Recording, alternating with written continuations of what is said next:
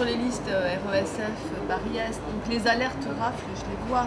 Il y a des moments, alors après ça se calme, il y a eu quand même justement, après l'histoire de M. K, il y en avait 3 à 4 par semaine des alertes rafles, c'est-à-dire des endroits où on sait qu'ils arrivent avec 3-4 camions et ils contrôlent et ils ne reportent que lorsque les 3-4 camions sont pleins. Donc moi je ne sais pas si on appelle ça rafle ou pas, mais enfin quand on vient spécifiquement pour récupérer des gens dans la population générale pour essayer de les repérer, puis c'est forcément un contrôle sur le faciès, enfin je veux dire, c'est pas moi qui vais me faire contrôler par les policiers à ce moment-là. On contrôle des gens sur leur faciès pour pouvoir les embarquer après et les expulser. Oui, moi je trouve que ça ressemble effectivement à une rafle.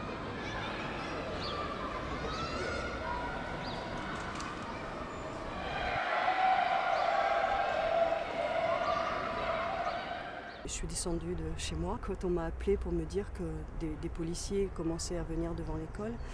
Et à ce moment-là, donc, on m'a dit qu'ils ont arrêté une mère d'élève, quelqu'un qui venait chercher un enfant devant l'école Rampal. Les parents sont intervenus, les directeurs des établissements scolaires également, et les policiers sont quand même partis. Ils étaient 3, ils sont quand même partis avec la dame en question.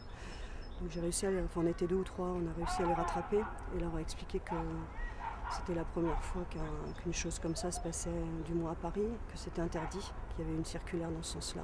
Le lendemain, donc, on a organisé une petite manifestation devant l'école le lendemain matin, donc le matin du 20 mars, pour protester sur ce qui s'était passé. Et le soir même, donc, on a été à nouveau, là c'était juste avant la sortie de l'école, on a été à nouveau appelés parce que des policiers revenaient en fait à cet endroit.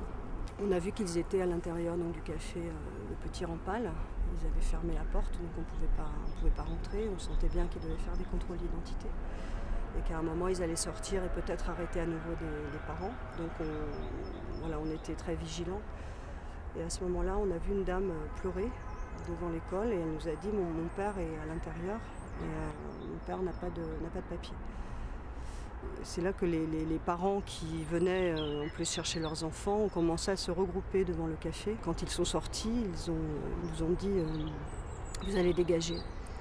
Et vous allez comprendre très vite pourquoi vous allez dégager. Ils sont partis chercher les chiens dans le coffre de la voiture qui était garée à côté. C'est là que tout a commencé parce que donc ils ont emmené effectivement le fameux grand-père de Rampal qui venait donc chercher ses petits-enfants à l'école. Là ils ont commencé à l'emmener et là les parents étaient de plus en plus nombreux et ont essayé de s'interposer et de bloquer la voiture en fait.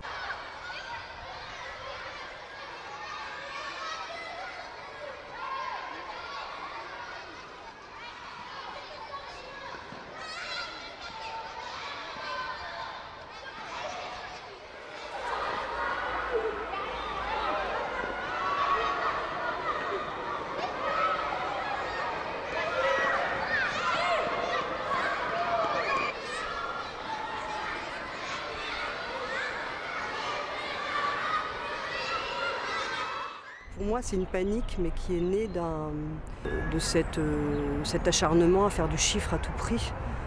Donc c'est quand même lié aux politiques, c'est pas une simple bavure.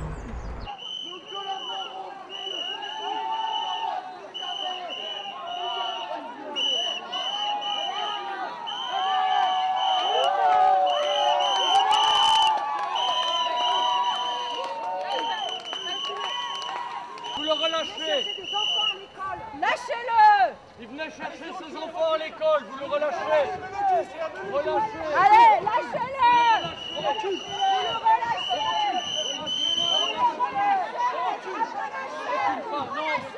Relâchez-le. Il vient chercher ses enfants à l'école.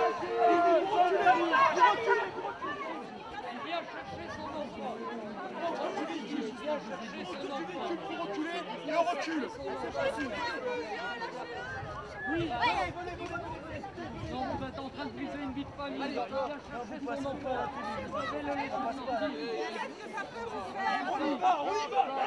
Allez, action les gars là. Allez, on se pousse, allez, on bouge. Tout le monde dégage. On y va. Allez, on bouge.